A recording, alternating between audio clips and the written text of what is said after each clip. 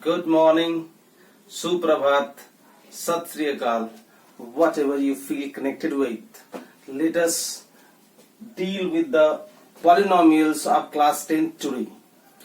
As you all have studied the chapter polynomials in previous class, but still let us revise from the beginning. This polynomial, as you see, it is comprised of two words, that is poly and nomials.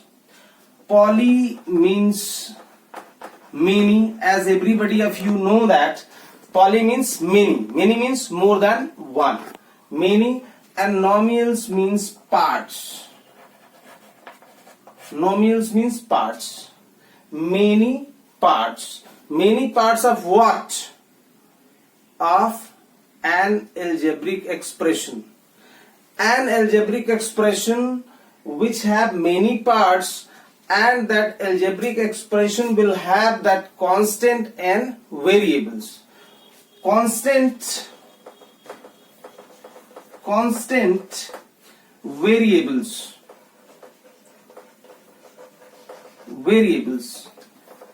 And how these parts are defined. If I write that is 3x square plus 5x. So here you see the letters of alphabet whose value changes. X, sometime you will get x2 minus 5, whatever it is. It is keep on varying, as you would have discussed in last classes. Even if you have solved linear equation in one variable, then also it is changing. Whether it is x, y, p, q, s, t means letters of alphabet. इनकी value लगातार बदलती रहती है, बदलने वाले हैं, इसीलिए ये क्या है? वेरिएबल्स हैं. Where 3 and 5, whether you are in class 1 or class 10th or class 5 or class 6, 3 means 3, 3 means 3, 5 means 5. Similarly, 3, whether it is in your country, your state, or any other country, any other state, 3 means 3 everywhere. 5 means 5 everywhere. So the value of constant never changes. That means the variables can change their values and every questions and like that. Where the constant do not changes their value. जिसकी value change नहीं होती वही तो constant है. Which is permanently permanent, वो permanent है, उसकी value नहीं बदलनी है, इसीलिए तो वो कांस्टेंट है. अगर बदलने वाला है तो वो वेरिएबल है. वेरिएबल है वो बदल सकता है, कांस्टेंट है never changes. Now what happens, a expression consist of how many terms. अब इसके कितने पार्ट हैं ये कौन बताएगा? इसके पार्ट को देखने के लिए we see only two things. One is plus, another is minus. If one plus or minus sign is there, so it will have two terms.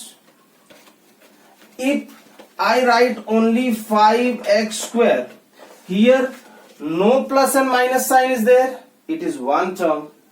If we add one more term, so there is two terms. So term we see as per the minus and plus sign. अगर plus या minus sign नहीं है तो वो single term है. अगर वो एक प्लस या माइनस साइन है तो दो टर्म है. इफ दो प्लस या माइनस साइन है या एक प्लस और एक माइनस साइन है, like 5x square minus 7x plus 3, तो ये भी कितने टर्म्स हैं? टू टर्म्स है. तो term is defined here as the part. तो poly means many and parts. So we have got an idea about the polynomial. कि polynomial is an expression which have many parts. Now some more conditions are applied. वो क्या है? Let us see. What are the conditions? तो conditions are like that. The polynomial has its power. यानी power किसकी बात करेंगे? Power की बात करेंगे तो वेरिएबल्स की. तो variable have the power only in whole numbers. Whole number means whole number you have studied, all counting number starting from the zeros, zero से स्टार्ट होने वाली जितने भी नंबर है वो क्या है, होल नंबर है, नॉट नेगेटिव साइड। तो दैट मीन्स इसका जो पावर है वेरिएबल का वो कैसा होना चाहिए, होल नंबर में होना चाहिए। होल नंबर में होना चाहिए मतलब क्या नहीं होना चाहिए, हम क्या देख के बताएंगे, इट्स नॉट अ पॉलिनोमियल। तो it should not be in the root, it should not be in the fraction, it should not be with the negative sign. यानी पॉलिनोमियल होने के लिए the power of the variable should only be the complete whole number, whole number में ही होना चाहिए। अब बात करते हैं how we classify the polynomials.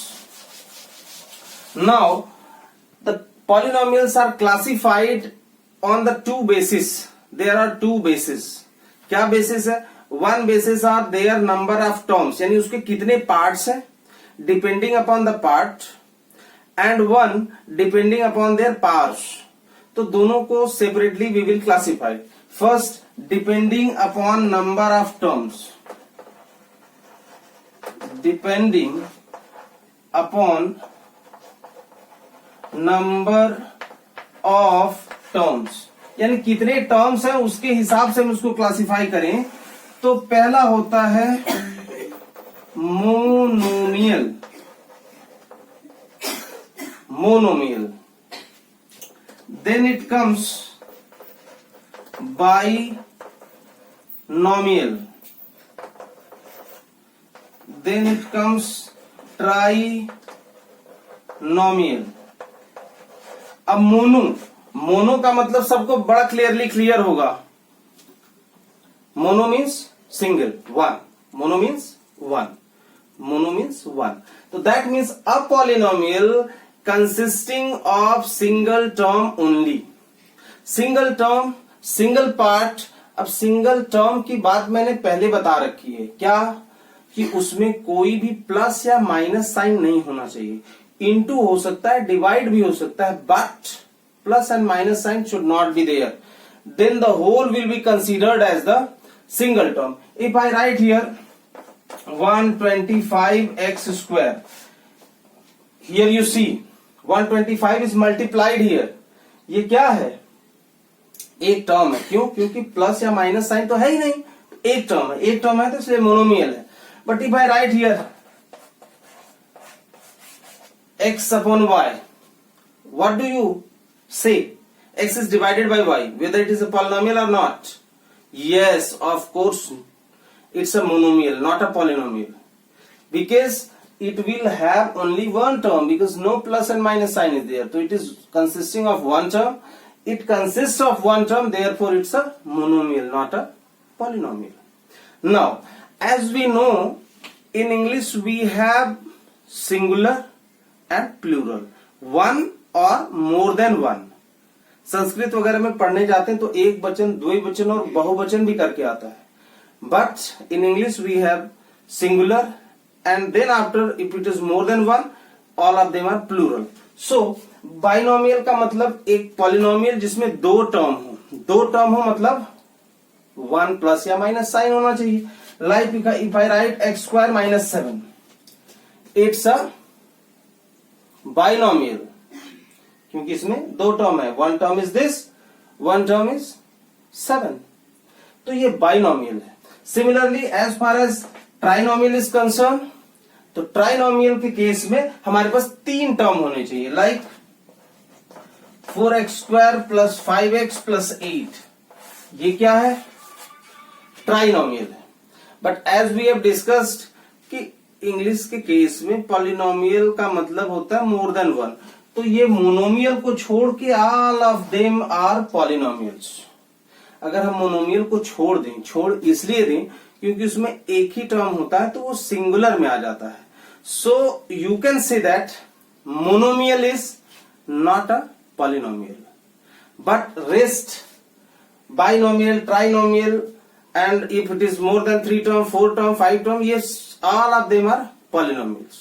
Monomial को छोड़ देना है, छोड़ इसलिए देना है क्योंकि वो सिंगुलर है, एक टर्म का है, तो पॉली में तो आएगा नहीं, ये समझना है। पॉली का मतलब मेनी होता है, as we have discussed in the starting, many होता है, तो मेनी होता है तो उसमें सिंगल वाला नहीं आएगा, दैट इज फॉर श्योर। अब बात करते हैं कि पॉलिनोमियल का division on the basis of their parts. तो उसके पहले एक छोटी सी बात है, स्टैंडर्ड फॉर्म।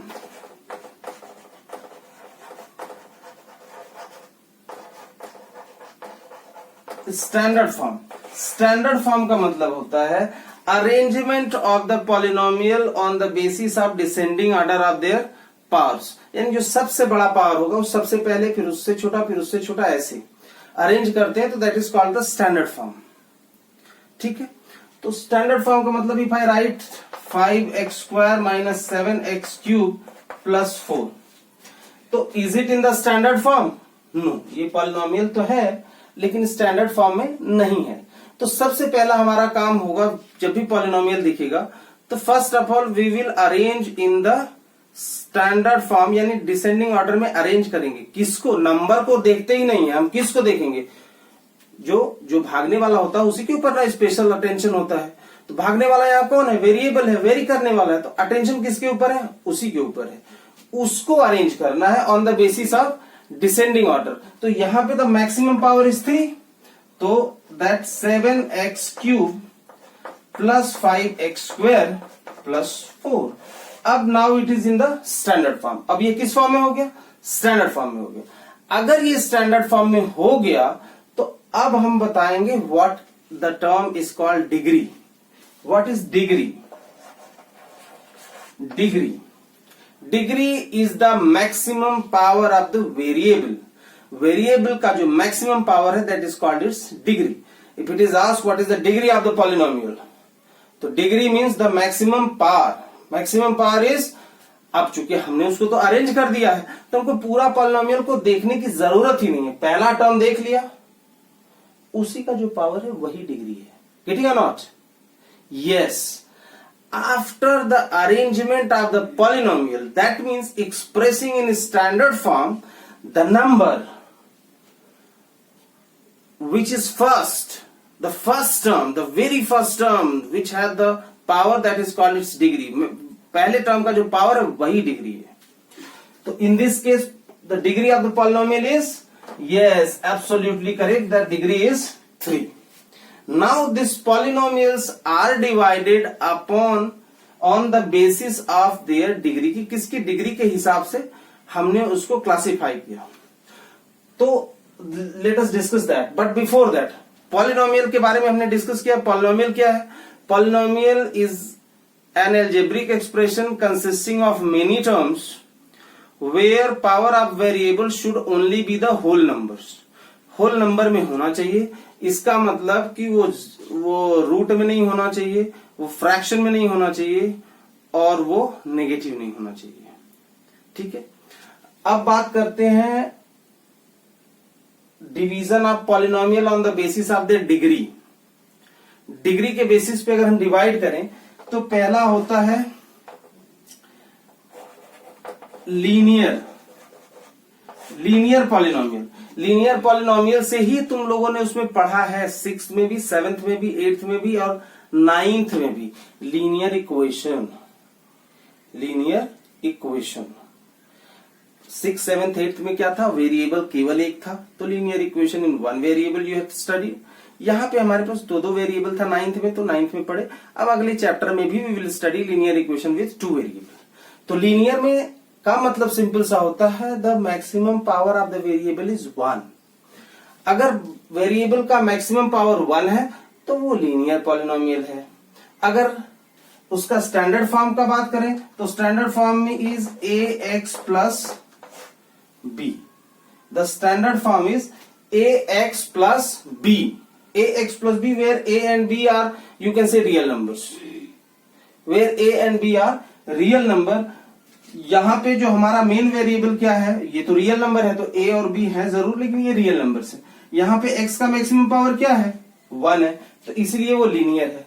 अगर मैं ये भी लिख दूं 45x - 7, ये भी क्या है? लीनियर है। मैं केवल 4x लिख दूं, ये भी क्या है? लीनियर है। The maximum power of the variable should be 1 and the standard form is ax plus b where a and b are real numbers। The second is quadratic. Quadratic is the power of the variable, maximum power मतलब maximum power या the degree of the polynomial is 2, then the polynomial is called quadratic polynomial. If the polynomial will have degree 1, और degree का मतलब maximum power होता है, ये तो समझ लेने की बात है म्यूचुअली. डिग्री का मतलब मैक्सिमम पावर का मतलब डिग्री. तो अगर डिग्री उसकी 2 है तो called quadratic polynomial. Quadratic polynomial का भी स्टैंडर्ड फॉर्म हम देख लेते हैं. The standard form is ax² plus bx plus c, where a, b, c are real numbers. तो लीनियर में डिग्री 1 थी, क्वाड्रेटिक में डिग्री 2 है. अब आएगा third,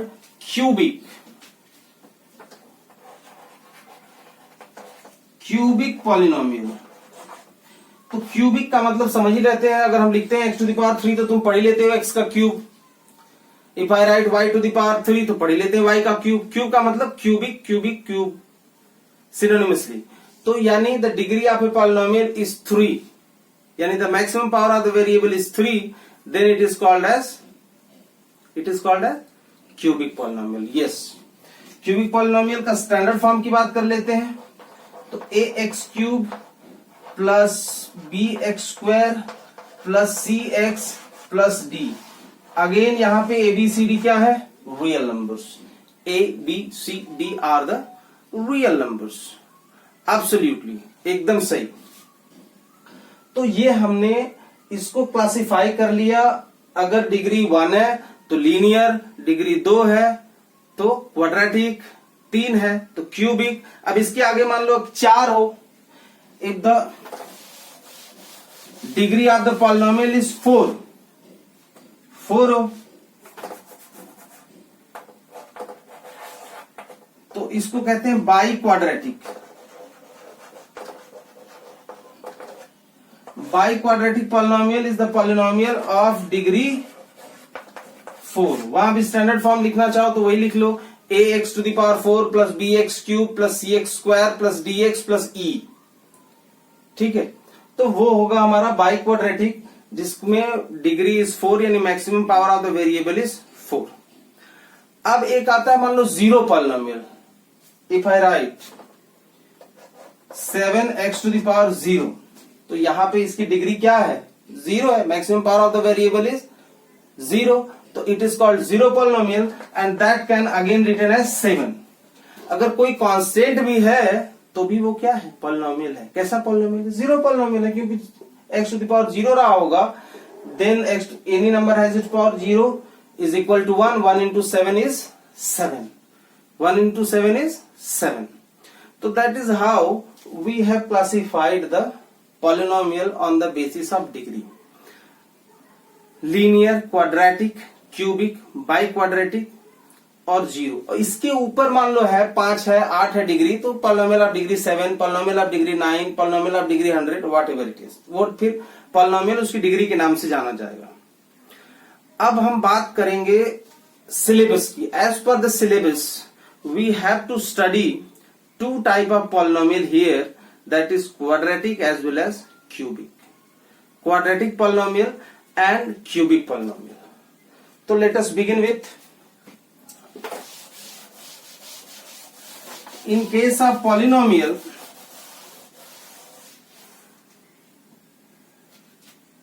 it comes quadratic polynomial. इसका स्टैंडर्ड फॉर्म मैं लिख देता हूं, that is ax² plus bx plus c. अब किसी भी पॉलिनोमियल में मैंने बता ही दिया है कि जो उसका मैक्सिमम पावर है वही उसकी डिग्री है. डिग्री के हिसाब से क्लासिफाई की. तो वो डिग्री अपने आप में बहुत कुछ बताती है. क्या बताती है? कि जितनी उसकी डिग्री है, जितना वेरिएबल का मैक्सिमम पावर है, मैक्सिमम उतना ही उसका सॉल्यूशन होगा. उसी के सॉल्यूशन को एक और टर्म यूज करते हैं, रूट भी यूज करते हैं, उसी को जीरोस भी यूज करते हैं. So these 3 terms are used synonymously. You don't need to be confused in that. That is zeros or roots या solutions. You need not to confuse among the three terms. क्यों? क्योंकि question में कभी root लिखा रहेगा, कभी zeros लिखा रहेगा, कभी सॉल्यूशन लिखा रहेगा, वॉट एवर इट इज. तो मैक्सिमम अगर क्वाड्रेटिक है तो मैक्सिमम कितने सॉल्यूशंस आर पॉसिबल, कितने रूट्स आर पॉसिबल, कितने जीरोस आर पॉसिबल? 2. ये स्टोरी है उस पॉलिनोमियल की जो अपने बारे में इंडिकेट कर दे रहा है कि मेरे केवल और केवल 2 पॉसिबल सॉल्यूशन होंगे या 2 पॉसिबल रूट्स होंगे. मैक्सिमम 2 रूट्स हो सकते हैं, 2 सॉल्यूशंस हो सकते हैं और 2 जीरोस हो सकते हैं. अगर वही क्यूबिक की बात करें तो वहां मैक्सिमम पावर 3 था. 3 सॉल्यूशंस हो सकते हैं, 3 रूट्स हो सकते हैं, 3 जीरोस हो सकते हैं. You need not to be confused. उसमें किसी भी तरीके की कोई कंफ्यूजन की गुंजाइश नहीं होनी चाहिए. अब बात करते हैं थोड़े ग्राफ्स की. ग्राफ आरएस अग्रवाल में तो नहीं है, लेकिन एनसीईआरटी की पहली exercise is based on the graph only. Graphical solution. Graphical solution में see the graph will tell you about zeros या सॉल्यूशन या किस टाइप का पॉलिनोमियल है, ये ग्राफ देख के बता सकते हैं. ग्राफ देख के कैसे बताएंगे? ग्राफ के बारे में everybody is having the ideas कि ग्राफ में ये एक्स एक्सिस होता है, ये ओरिजिन होती है, ये वाई एक्सिस होगा और ये negative side of y axis. तो इस सॉल्यूशन में जो सबसे इंपॉर्टेंट है वो क्या है? X axis. If the graph intersect x-axis, you refer to exercise 2.1 of NCERT. RS में ऐसे क्वेश्चन तो नहीं दिखे मुझे. अब क्या है कि if graph intersects x-axis at how many points, तो that much zeros, उतने सॉल्यूशन पॉसिबल है. सपोज मैंने एक ग्राफ ड्रा किया ये, ठीक है, इसने एक्स एक्सिस को एक प्लेस पे इंटरसेक्ट किया और कहीं पे इंटरसेक्ट किया एक्स एक्सिस को? नहीं. एक प्लेस पे इंटरसेक्ट किया, इसका मतलब कि इसके 1 जीरोस हैं, यानी 1 सॉल्यूशन है. 1 जीरोस किसके होंगे? जिसका पावर 1 होगा. 1 पावर किसका है? लीनियर का. तो यहां से यू कैन से कि this is a linear polynomial, है कि नहीं? Linear polynomial and 1 zero is possible.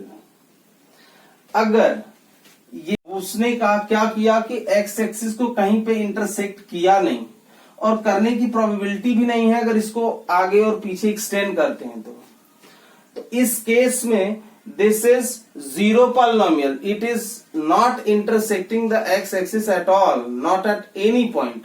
तो इसमें जीरो जीरोस हैं.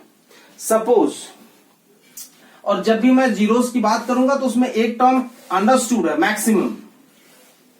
अब आते हैं सपोज दिस. अब ये graph is called parabola.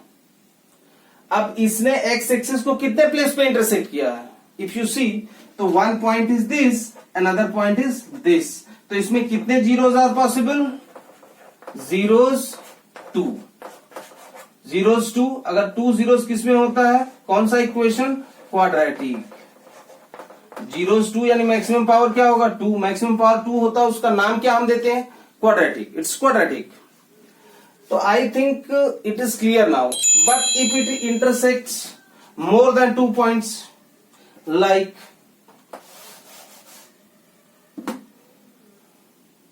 Suppose one graph is this. तो यहां पे see if you 1 point is this, another is this, another is this. तो 3 zeros are possible. The graph drawn is of cubic polynomial. The graph drawn is of cubic polynomial. Similarly, if it intersects more than that,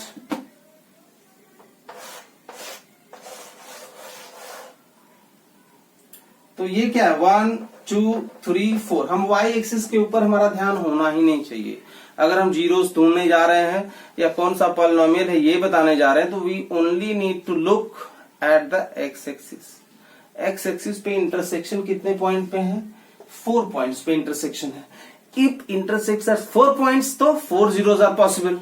4 zeros कौन से polynomial में होते हैं? जिसका maximum power 4 होगा। और maximum power 4 होता किसका है? बाई क्वाड्रेटिक का। बाई क्वाड्रेटिक का। एम आई क्लियर और not? It's clearly clear. So that is how you would have taken 2 minutes, hardly 2 minutes to solve this exercise 2.1 of NCERT. Now let us proceed to the exercise. That exercise, first exercise of RS and second exercise of NCERT. So let us do that.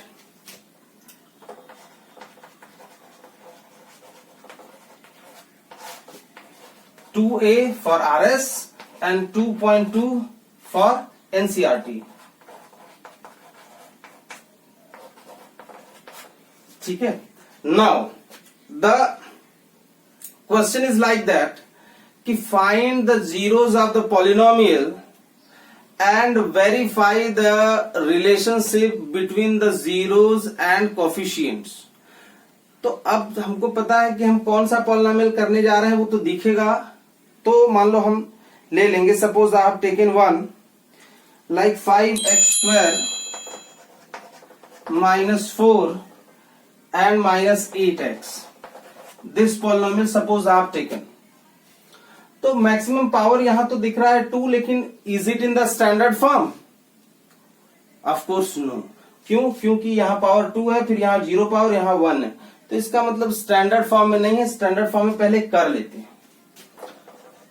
तो 5x² -8x -4, now it is in the standard form. अगर ये standard form में हो गया तो अब हम क्या करेंगे? जीरोस निकालने के लिए, जीरोस होता क्या है पहले वो समझ लेते हैं। जीरोस का मतलब होता है वो नंबर जिसको रखने से पूरा पॉलिनोमियल जीरो बन जाए। वो जीरोस कई हो सकते हैं डिपेंडिंग अपॉन द पॉलिनोमियल। अगर वो लीनियर पॉलिनोमियल है तो उसमें एक ही जीरोस होगा। Suppose I am writing 5x -3 या x -3 ही ले लिया, तो इसमें क्या ये लीनियर पॉलिनोमियल है? लीनियर पॉलिनोमियल है तो इसमें कौन सा नंबर x के प्लेस पे रखेंगे कि वो जीरो दे देगा? तो लेट p3, 3 मैंने रख दिया, 3 - 3 इज 0।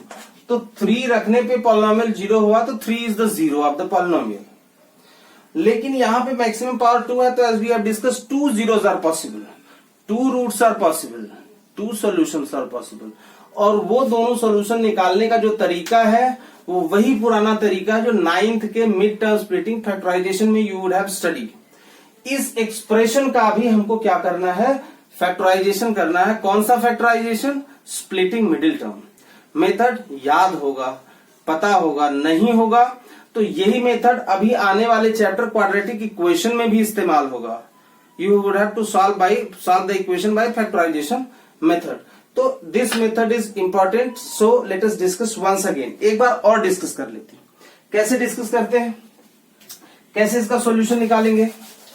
इसके लिए हमारे पास ये स्टैंडर्ड फॉर्म से एक बार इसको वेरीफाई पहले कर लो। स्टैंडर्ड फॉर्म क्वाड्रेटिक पॉलिनोमियल का मैंने बताया था, अगर याद होगा तो ठीक, नहीं तो फिर से देख लो। ax² + bx + c, ax² + bx + c, that is the standard form. Standard form से कंपेयर करने पे हमको पहले a को c से ओरली मल्टीप्लाई करना पड़ेगा। तो a क्या है? यहाँ पे 5 है, c क्या है? 4 है, तो 5 4 क्या हो गया? 20। अब 20 के हमको ऐसे दो फैक्टर निकालने हैं कि यहां पे क्या साइन है? लास्ट साइन माइनस है, तो माइनस करने पे क्या आ जाए? 8। We look at the sign, वो कौन सा साइन है? लास्ट वाला। लास्ट वाला साइन देखेंगे, माइनस करने पे क्या आ जाए? 8। बीच वाला नंबर माइनस करने पे नंबर कौन सा आना चाहिए? बीच वाला। तो इसके फैक्टर्स 20 के कौन से मिलेंगे? 10 और 2। 10 और 2 को मल्टीप्लाई करो 20 आएगा, और 10 में से 2 को माइनस कर लो क्या आ जाएगा? 8 आ जाएगा। फैक्टर जो हमारा प्रोडक्ट आएगा AC को, उसको फैक्टर करके ये सारा साइन देख के अरेंज कर लोगे और आ जाएगा। रीअरेंज करेंगे, देखेंगे बीच वाला टर्म आना चाहिए। अगर यहाँ प्लस होगा तो ये इन दोनों के बीच में प्लस करने के बाद आना चाहिए, माइनस होगा तो अकॉर्डिंगली।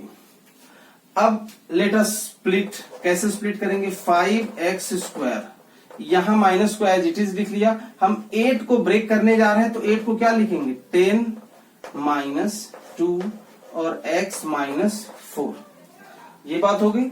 अब 5x² माइनस और मल्टीप्लाई हो गया -10x और माइनस प्लस 2x - 4। अब जो 3 स्प्लिटिंग इसीलिए बोलते हैं कि स्प्लिट करके 3 को 4 बना लेते हैं, क्योंकि 3 में पेयरिंग नहीं हो पाती है, 4 में पेयरिंग हो जाती है। तो इसीलिए ब्रेक किसको करते हैं? बीच वाले को। तो स्प्लिटिंग मिडिल टर्म इसका नाम है। अब बात आती है make pair and take common. पहले दो का एक पेयर, लास्ट वाले दो का अनदर पेयर। अब पहले पेयर में व्हाट इज मैक्सिमम कॉमन? 5 मुझे दिख रहा है और x दिख रहा है, इज दैट 5x² में से 5x हो गया। यहां पे क्या बचा? केवल x बचा, और यहां पे क्या बचा? केवल 2, x - 2। यहां पे क्या कॉमन दिख रहा है? 2, x - 2।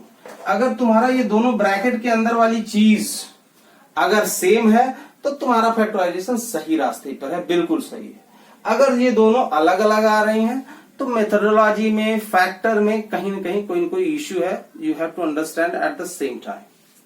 नाउ अब x - 2 कॉमन हुआ और अब क्या बचा? 5x और plus 2। Is that okay? Clear है? क्लियरली तो हमको दो फैक्टर्स मिल गए, दो ब्रैकेट्स मिल गए। अब यही दो ब्रैकेट्स दो जीरोस बनेंगी। दो जीरोस कैसे बनेंगे? लेट अस सी। ये दो जीरोस हैं, x जीरोस निकाल रहे हैं तो जीरो को इक्वल कर देंगे। x - 2 is 0।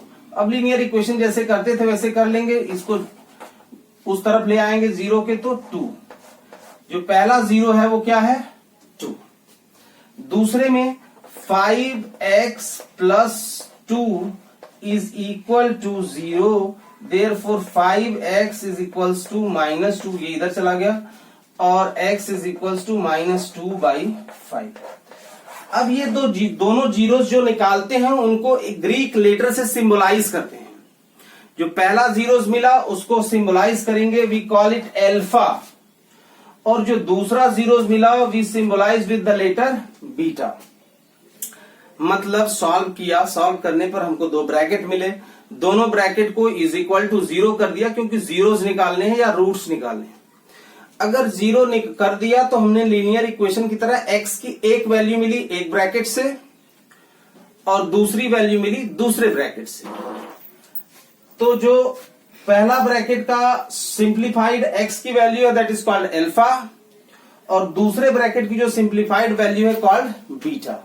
अब हम कहां तक पहुंच गए? अल्फा और बीटा हमको मिल गया। अब बात आती है वेरिफिकेशन की। How do we verify? तो वेरीफाई करने के लिए स्टैंडर्ड फॉर्म हमको पता है। स्टैंडर्ड फॉर्म पता है तो sum of zeros that is called, sum का मतलब प्लस और जीरोस का मतलब अल्फा और beta. Alpha plus beta should be equal to -b/a। ये b और a कहां से आया? स्टैंडर्ड फॉर्म से आया। क्या था standard form? ax² + bx + c।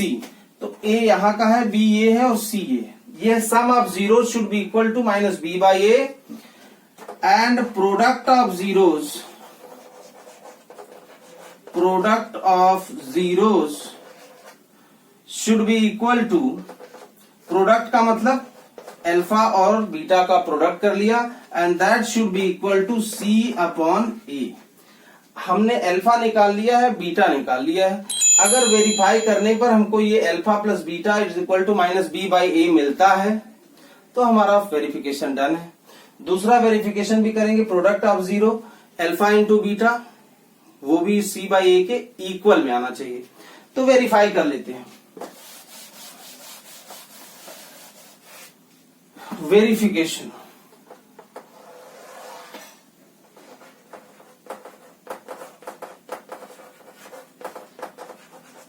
अच्छा, वेरिफिकेशन के पहले तो क्वेश्चन तो यहां से रब हो गया है, क्वेश्चन लिख लेता है। वेरिफिकेशन के पहले हमारा क्वेश्चन था 5x² माइनस 8x माइनस 4। अगर कंपेयर करेंगे तो a 5 है, b माइनस 8 है और c माइनस 4 है। अब वेरीफाई करते हैं। पहला alpha plus beta, alpha plus beta that is equal to minus b यानी minus 8 upon a that is 5। Alpha हमको क्या मिला था, 2 मिला था कि माइनस 2 मिला था। अब प्लस बीटा क्या मिला था, -2/5 that I have rubbed somewhere, -2/5। LCM ले लेते हैं,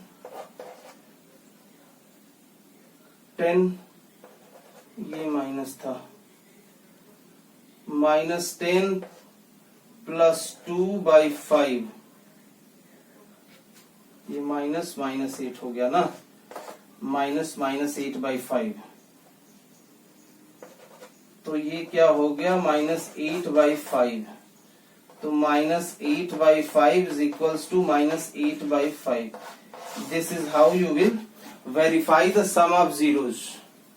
I took term because zeros I have rubbed, so I was not in the mind. तो alpha plus beta that is -8/5। तो माइनस माइनस कर लिया तो प्लस आ गया, +8/5, और यहां भी ये आएगा +8/5 ही। 10 प्लस है और ये वाला माइनस हो जाएगा। तो वेरीफाई कर लेंगे, मेथड यही है। अब दूसरा जीरो जब जाएंगे वेरीफाई करने तो alpha into beta, alpha into beta that is equals to C/A। Alpha कितना था, 2 था, और बीटा क्या था, -2/5। C की वैल्यू क्या है यहाँ पे, C इज -4/5। तो यहां भी मल्टीप्लाई कर लेंगे, -4/5 इज इक्वल्स टू -4/5।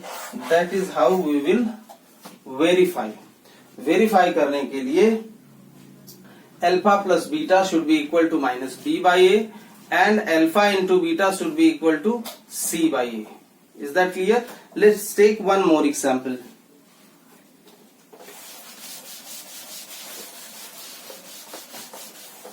अब तो इजिली एकदम होता चला जाएगा, like 5x² plus 10y, 5x² plus 10x मान लो, या 5y² is equals to 5y² plus 10y या 5x² प्लस 10x। तो if you compare this with the standard form that is ax² plus bx plus c, तो इसमें तीसरा term क्या मिलेगा, missing मिलेगा। If third term is missing तो let that third term is 0। ठीक है, तो हमारे पास a क्या है, a is 5, b is 10 and c is 0, that you have to note it down। अब इसको फैक्टराइज करने के लिए हमको स्प्लिट करने की भी जरूरत नहीं पड़ेगी। कैसे कर लेंगे, 5 और x मान लो कॉमन ले लिया, क्या बचा, x प्लस 2, खत्म हो गया। 5x is equals to 0, therefore x is equals to 0/5, therefore x is equals to 0। ये क्या हो गया, अल्फा।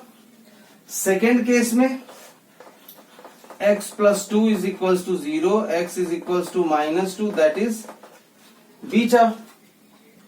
एक 0 हो गया, अल्फा की वैल्यू, बीटा की वैल्यू -2। अब वेरीफाई कर लेते हैं, alpha plus beta that should be equal to -B/A। 0 plus -2 is equals to -B की वैल्यू इज 10, A की value is 5, -2 is equal to -2, verified. Second case, product alpha into beta that is equals to C/A, और C/A के लिए 0 into -2, और C as we have written earlier, C की value क्या है, 0, 0 upon 5. 0 multiplied by any number 0 and this also 0. Therefore verified. तो that is how you will factorize. जितने भी पार्ट्स होंगे 10, 12 जितने पार्ट होंगे सबका सेम प्रोसेस है, फैक्टराइज करना है और फैक्टराइज करने के बाद हमको वेरीफाई करना है as we have done it. अब coming to the next part of this exercise, उसमें सम जीरो या जीरोस करके पोर्शन दिया हुआ. We need to find the polynomial. अगर हमको पॉलिनोमियल लिखना है तो how we will write the polynomial? For that we have one formula, that is x square minus alpha plus beta x plus alpha into beta. ये polynomial बनाने का तरीका है. Zeros will be given to us, या इसको अगर words में लिखेंगे तो x square minus sum of zeros into x plus product of zeros. Sum of zeros उसके साथ x plus product of zeros. Suppose the question is given like that, find the polynomial whose sum of zeros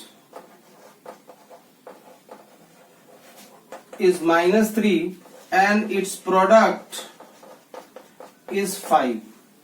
तो हमको करना कुछ भी नहीं है. सम का मतलब डायरेक्ट अल्फा प्लस बीटा होता है. फार्मूले में डायरेक्ट लग दिया x square minus 3x plus product मतलब 5, यानी x square plus 3x plus 5. Done. अगर हमको जीरोस अलग अलग दिए होंगे तो हम पहले सम निकालेंगे, फिर प्रोडक्ट निकालेंगे और फिर सॉल्व करेंगे रख के वैल्यूज. लाइक जैसे एक क्वेश्चन मैं ले लेता हूं. Right the polynomial whose zeros are suppose zeros are 2 and -3. Zeros जैसे ही दिए तो तुमको समझ लेना चाहिए कि एक अल्फा है और एक बीटा है. तो जीरोस दिया है तो पहले सम निकाल लो.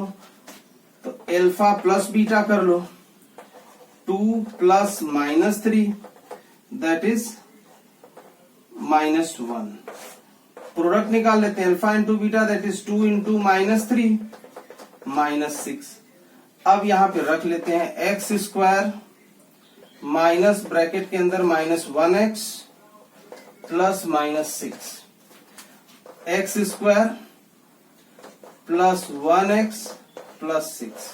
That is how you will solve the questions related to that.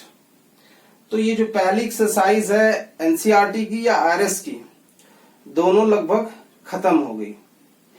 एक और वैरायटी का क्वेश्चन है. Let us take that of ours. वो क्वेश्चन क्या है? If x plus a is a factor, x plus a is the factor of polynomial 2x square plus 2ax plus 5x plus 10. 2ax है, 2ax plus 5x plus 10. अब x plus a is a factor. तो factor का मतलब क्या हो गया? x plus a अगर factor है तो ये हो जाएगा x plus a 0 के बराबर. Therefore x is equals to -a. x की वैल्यू क्या आ गई? -a. Substitute in the polynomial. 2 into -a का square plus 2a into -a plus 5 into -a plus 10.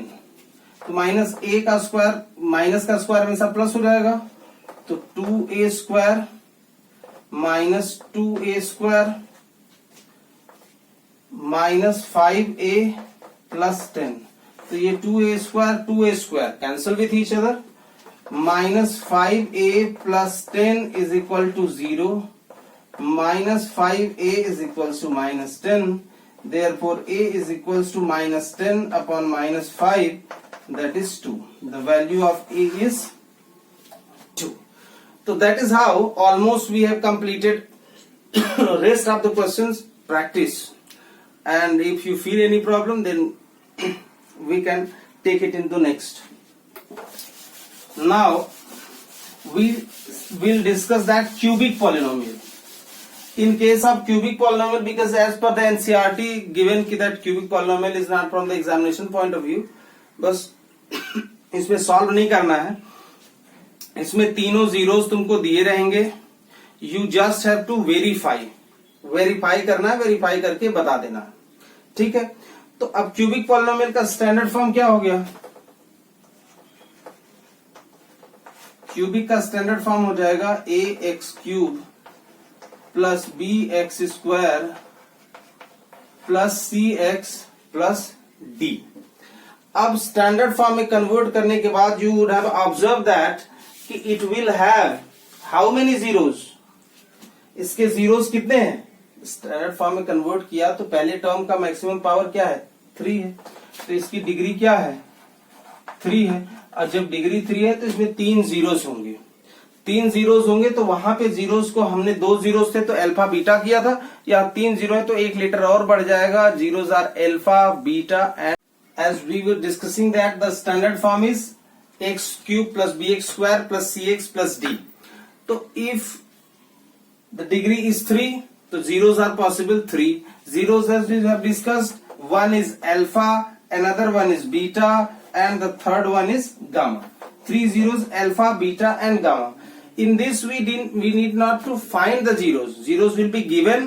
We have to verify करेंगे कि ये zeros हैं कि नहीं, यानी उनकी वैल्यू पॉलिनोमियल में रख के, और फिर रिलेशनशिप जो प्रीवियस किया था क्वाड्रेटिक में, वहां भी रिलेशनशिप क्या होगा? सेम होगा, ठीक है। कैसे? See some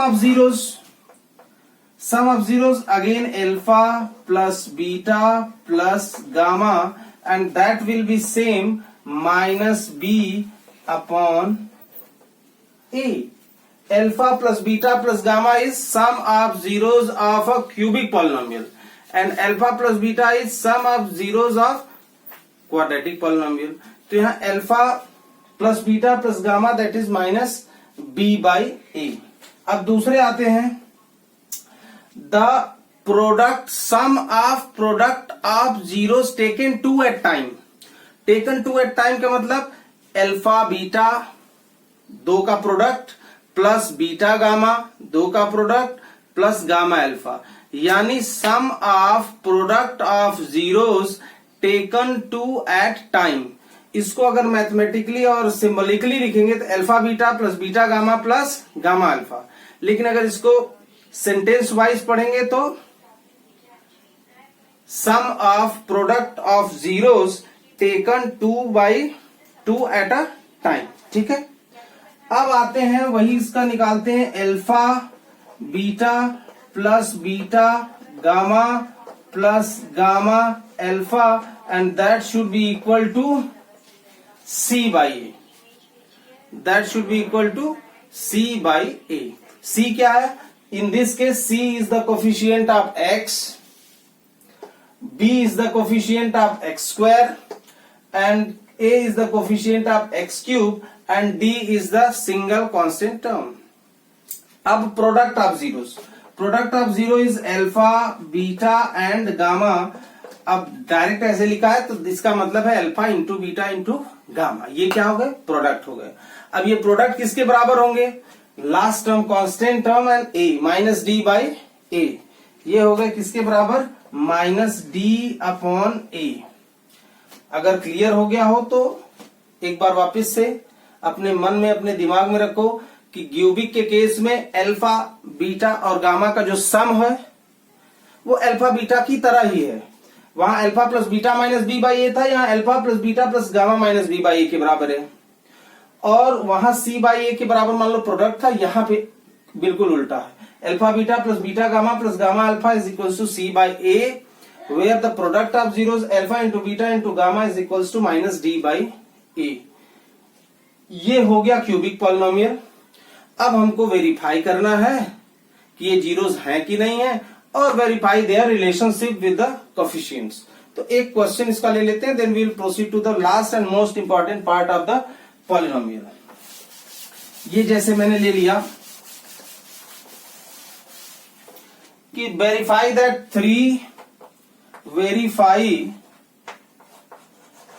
3 minus 1 and 1 by 3 minus 1 by 3 are zeros of polynomial। कौन सा पॉलिनोमियल है? Polynomial is 3x cube plus 5x square, sorry minus 5x square minus 11x और माइनस 3। अब देखो वेरीफाई करना है और also verify the relationship between zeros and it's coefficient. ये क्वेश्चन में जाओगे तो ऐसे ही क्वेश्चन मिलेगा। तो वेरीफाई करना है, तो वेरीफाई करना है इसका मतलब एक बार पॉलिनोमियल में हम उठा के ये 3 डाल देंगे, 0 हो गया वेरीफाइड। दूसरी बार में -1 उठा के डाल देंगे, 0 हो जाएगा वेरीफाइड। तीसरी बार में -1/3 डाल देंगे, 0 हो जाएगा वेरीफाइड।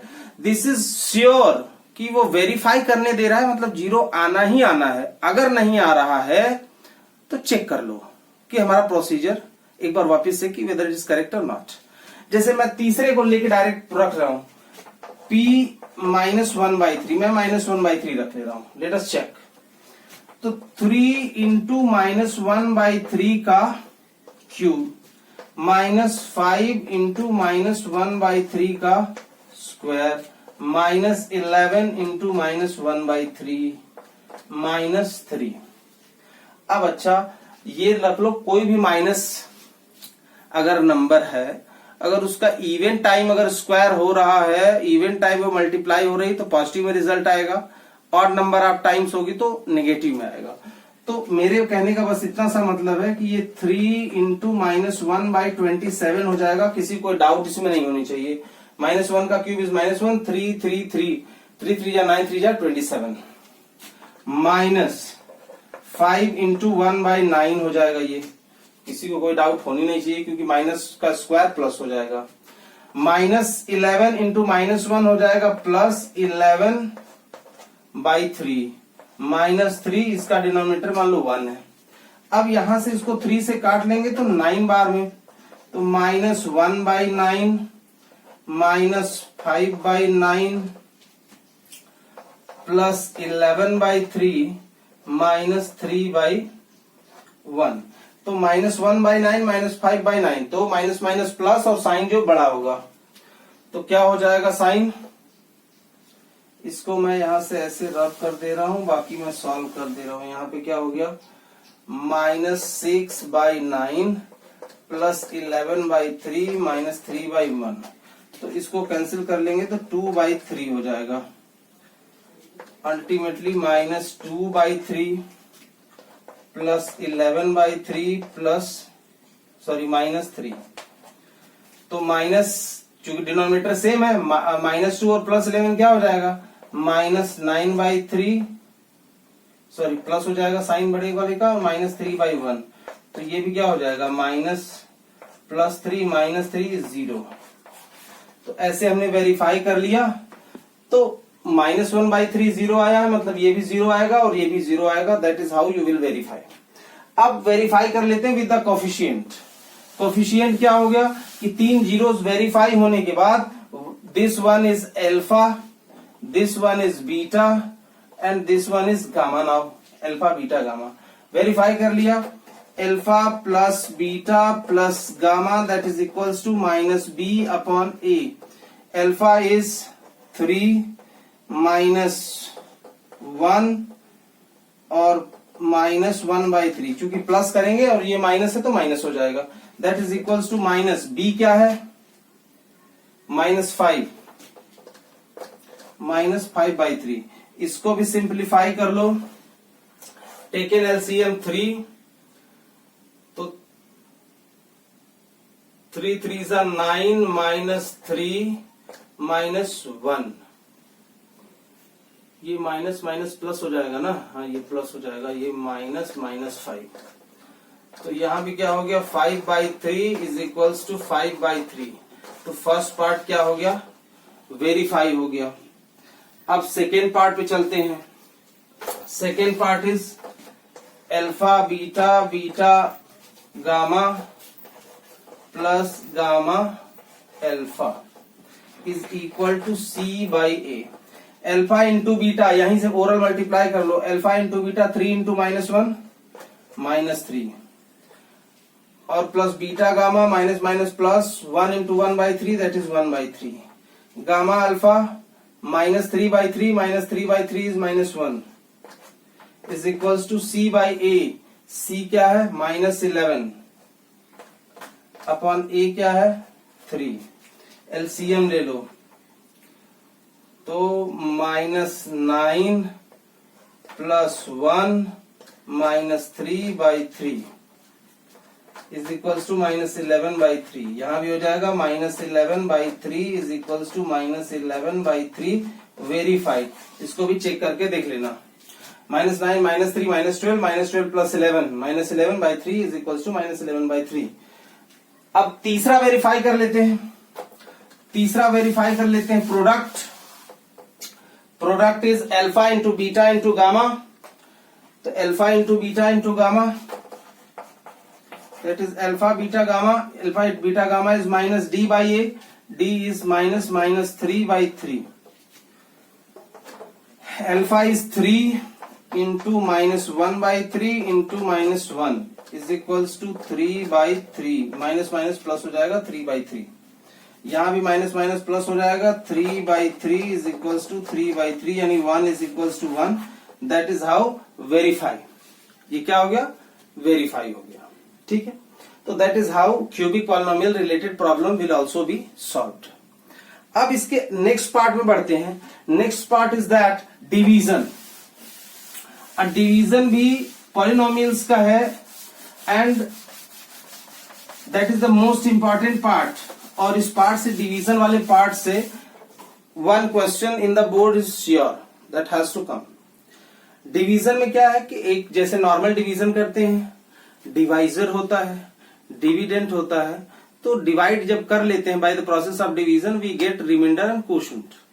रिमाइंडर कभी कभी 0 हो सकता है, कभी कभी कुछ होता है।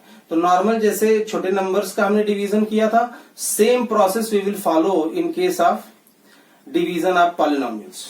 एग्जाम्पल के लिए ले लेते हैं। Suppose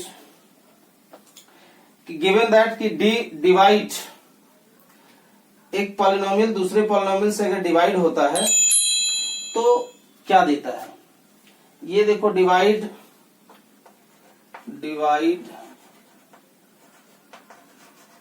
5x³ -13x² plus 21x -14 by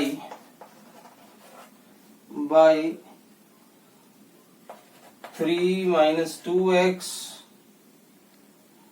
plus x²। अच्छा, जब डिवाइड करते हैं तो एक चीज सबसे पहला देखना है कि दोनों, जो डिविडेंट है और जो जिससे डिवाइड करते हैं वो डिवाइजर है, जिसको डिवाइड करते हैं वो डिविडेंट है। तो डिविडेंट और डिवाइजर दोनों स्टैंडर्ड फॉर्म में है कि नहीं? तो यहां पे देखो 3 2 1 और ठीक है, ये स्टैंडर्ड फॉर्म में है। ये स्टैंडर्ड फॉर्म में है? नहीं है। नहीं तो कन्वर्ट करके तब डिवाइड करेंगे। नॉर्मली जैसे डिवाइड करते हैं वैसे लिख लो। ये पॉलिनोमियल लिखा है यहाँ पे 5x³ -13x² प्लस 21x -14। अब स्टैंडर्ड फॉर्म में लिखेंगे तो पहले आ जाएगा x², फिर -2x और फिर +3। अब डिवाइड करते समय नॉर्मली हम पहला टर्म, इसका भी, डिवाइजर का भी और डिविडेंड का, दोनों का पहला टर्म देखते हैं और जो कमी है उसको पूरा करने की कोशिश करते हैं। हमको चाहिए का 5x³ चाहिए और हमारे पास है क्या? x² है। तो x² को किस नंबर से मल्टीप्लाई करेंगे कि वो 5x³ हो जाए? तो यहाँ पे कोई नंबर है 5, यहाँ पे नहीं है, इसका मतलब 5 तो कंफर्म है, 5 तो चाहिए। अब x² को x³ बनाने के लिए किससे? x चाहिए।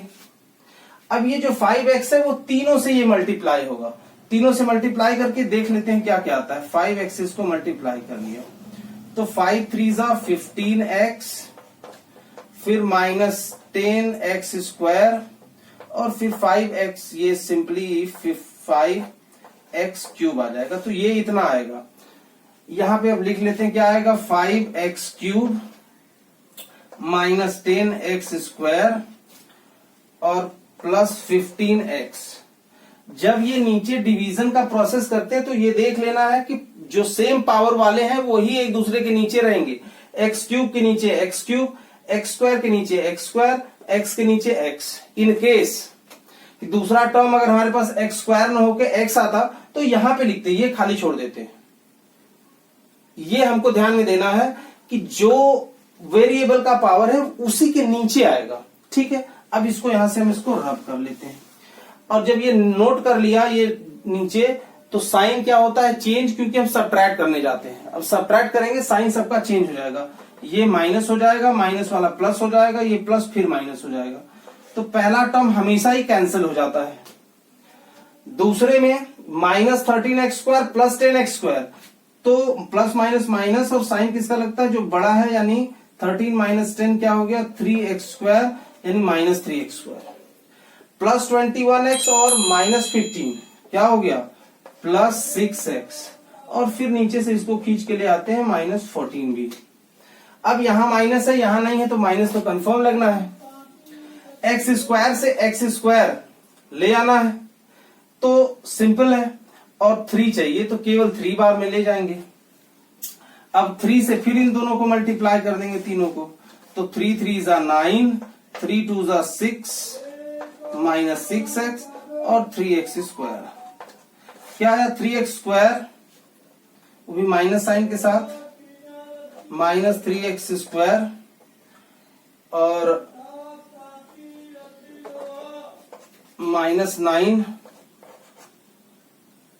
और -3 × -2 +6x। ठीक है, अब साइन फिर चेंज होगा, ये प्लस हो जाएगा, ये माइनस हो जाएगा और ये भी प्लस हो जाएगा। तो 3x स्क्वायर, एक प्लस एक माइनस है, कैंसिल। अब यहां हम देख रहे हैं 6x भी एक प्लस एक माइनस है, कैंसिल। +9 और -14, तो माइनस वाला बड़ा है तो माइनस साइन हो गया, 14 - 9 5। ये जो बच गया वही हमारे पास क्या है, रिमाइंडर। ये क्या हो गया, remainder. This is the quotient and this one is the remainder. ये बड़ा प्रॉपरली हम लिख देंगे कि while dividing this polynomial by this we get 5x - 3 as quotient and -5 as remainder. So that is how easily you can divide it. Division is not too difficult. We always scare from this, but it's nothing like that. We need to divide as we were doing in previous classes. यहाँ पे केवल x है तो कोई problem नहीं है, x के term में हम चले जाएंगे डिवाइड करते। अब एक क्वेश्चन बोलो तो डिवीजन का और ले लेते हैं। अच्छा, एक और बड़ी कॉमन चीज, अगर हमको कोई रिमाइंडर मिलता है, अगर कोई रिमाइंडर मिलता है, इसका मतलब कि this divisor is not the factor of dividend.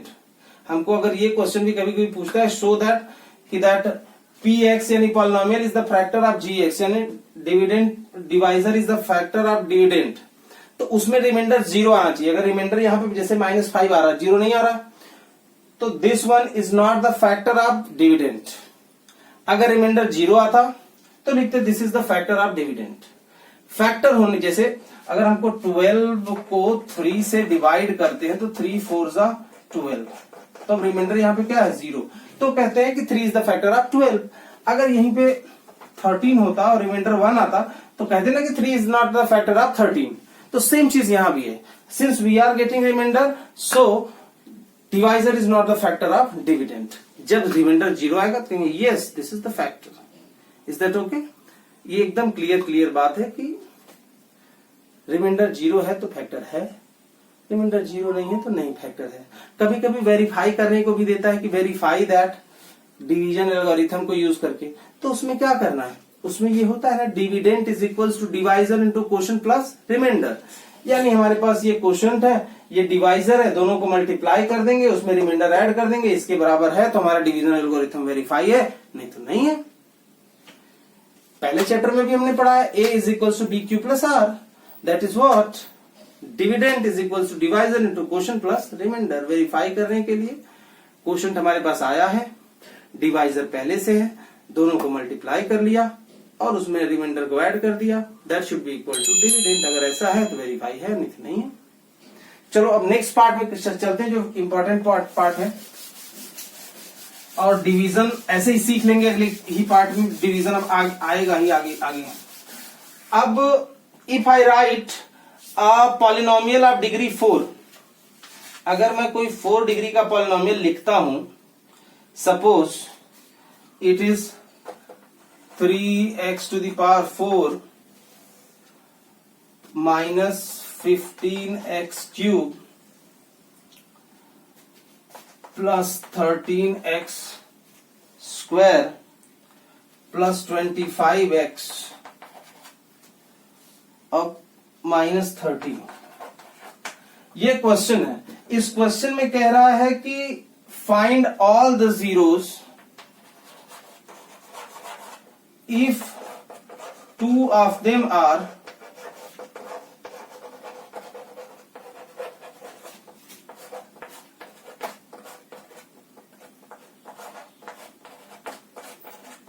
find all the zeros of the polynomial 3x to the power 4 minus 15x cube plus 13x square plus 25x minus 30 if 2 of its zeros are root 5 by 3 and minus root 5 by 3। तो ये बड़ा clearly हमको समझना पड़ जाएगा या समझ गए होंगे कि यहाँ मैक्सिमम पावर 4 है तो 4 जीरोस तो मिलेंगे ही मिलेंगे। 4 में 2 हमारे पास हैं, हमको क्या निकालना है, 2। तो इस टाइप का क्वेश्चन इंपॉर्टेंट है। नंबर के साथ हो सकता है कि एक 2 है एक -2 है तब जीरो निकालो, √3 -√3 है तब जीरो निकालो। ये टेम्पोरली परमानेंट क्वेश्चन है, ये आना ही आना इस टाइप का क्वेश्चन, फ्रीक्वेंटली आस्क्ड क्वेश्चंस है।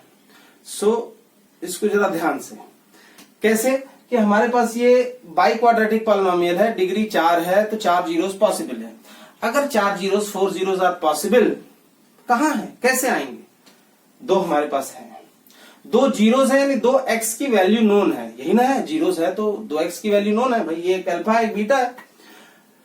तो अगर 2 जीरोस हमारे पास है, इसका मतलब हम कह सकते हैं x इज इक्वल टू √5/3 और दूसरा कह सकते हैं x इज इक्वल टू -√5/3। अब तक जो करते आए थे उसका उल्टा उल्टा करते चलेंगे। अब इसको इधर भेजेंगे तो क्या आ जाएगा, x प्लस √5/3 और इसको इधर भेजेंगे तो x माइनस √5/3। दोनों ब्रैकेट हो गए। तो अब दोनों ब्रैकेट को देख लो तो तुमको ये ख्याल आ जाएगा कि ये एक a माइनस बी चल रहा है, दूसरा a प्लस बी है।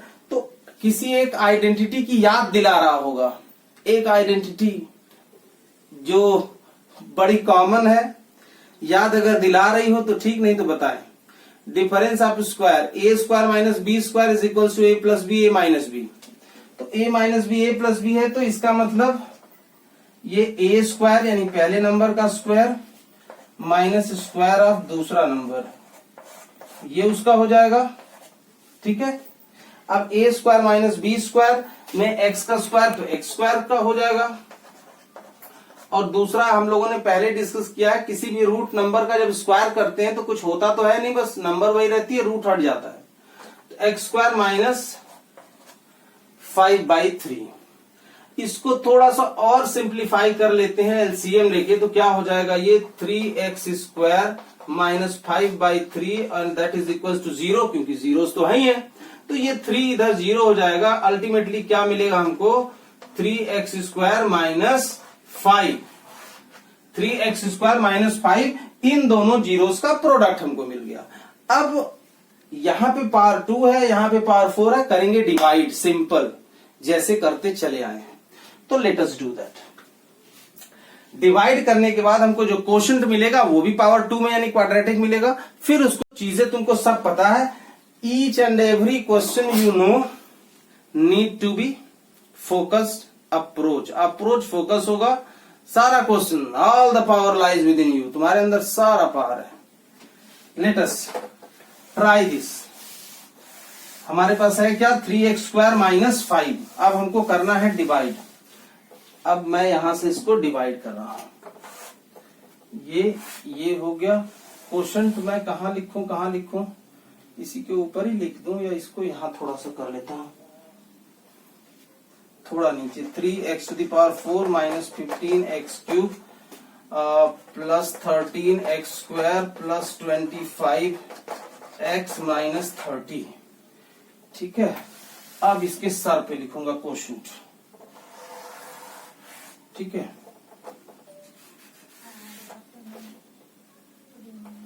Three x square minus 5। अब जैसा हमने बताया था यहां भी विल लुक फर्स्ट टर्म, यहां भी फर्स्ट टर्म। 3x⁴ से 3x⁴ 2 से 4 पे जाना है तो 3 एज इट इज रह जाएगा, जरूरत नहीं है। x²।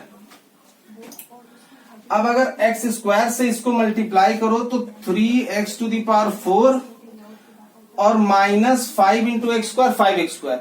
मैंने पहले ही बताया था यहां फट से नहीं लिख देंगे, यहां लिखना ही नहीं है। 5x² है ना, तो x² कहां है, इसके नीचे लिखो, माइनस 5x²। ये बात हो गई। ठीक, अब इसका साइन माइनस हो गया, इसका साइन हो गया प्लस। ये हो गया कैंसिल, खत्म इनका काम। अब इनको ले आएंगे नीचे, माइनस 15x³। अब ये देखो, ये भी प्लस तो होना ही है प्लस। 13 और 5 18 होना ही है x²। अब क्या कर लेते हैं, अब इनको भी नीचे ले आएंगे, प्लस 25x माइनस 30, इनको भी नीचे ले आए। अब जरा आइडिया लगाओ, कहां तक पहुंच सकते हैं। माइनस है तो माइनस लगनी ही पड़ेगी। 15 है और 3 है, 3 के टेबल में 15 कितनी बार में आएगा, 5 बार में आएगा। और x² से x³ कितनी बार में आएगा, x बार में आएगा। अब माइनस 15x³ और माइनस माइनस प्लस 25x, तो अब इसके नीचे फटाक से नहीं, यहां 25x। अब this sign is positive, this is negative. अब ये हो गए क्या, कैंसिल। और यहां भी ध्यान दो तो 25x एक प्लस है एक माइनस है, दोनों हो गए कैंसिल। अब हमारे पास क्या बचा, 18x² माइनस 30। अब 3 के टेबल में 18 कितनी बार में पहुंचेगा, 6 बार में। और x² है तो यहाँ x² है, ये कुछ करने की जरूरत नहीं है। तो 18x² और प्लस 6 माइनस 5 माइनस 30, माइनस और प्लस, ये क्या हो गया, कैंसिल। यहां पे रिमाइंडर क्या आ गया, 0। तो जब भी जीरोस वाले क्वेश्चन में डिवीजन करोगे तो रिमाइंडर 0 ही मिलना है। अगर नहीं है तो समझ लेना somewhere somehow there is a mistake. Remainder 0 आएगा if you are finding zeros. ठीक है, तो कभी भी 2 जीरोस दिया है तो उनको सिंपली x के साथ लेके जाओ, फिर एक a प्लस बी और एक a माइनस बी बनेगा, दोनों को मल्टीप्लाई कर लेना a² माइनस b² से, फिर सिंपल डिवाइड। अब डिवाइड करने के बाद इनका काम खत्म है, सो आई एम रबिंग दिस। अब हमारे पास है क्या, ये quotient 3x² minus 5x plus 6।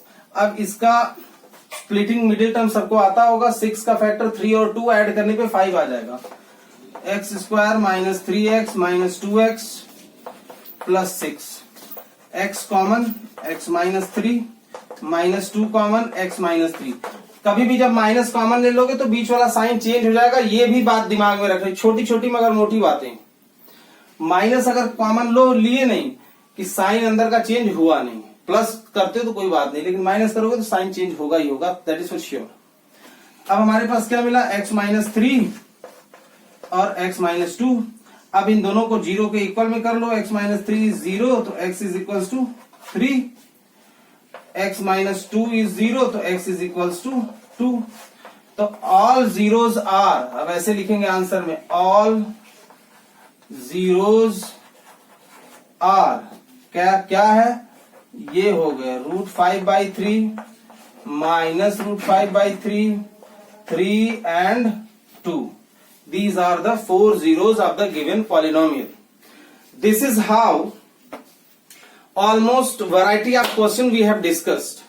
If you practice, probably I feel that you can do the exercise well. If still any problem persists, then comment it and we will resolve the problems. Is that okay?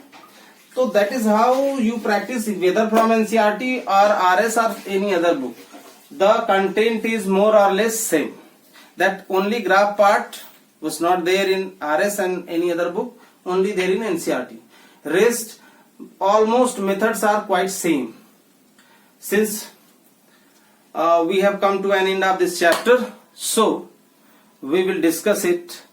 We will meet again in the next class with next chapter. Till then, bye bye and take care.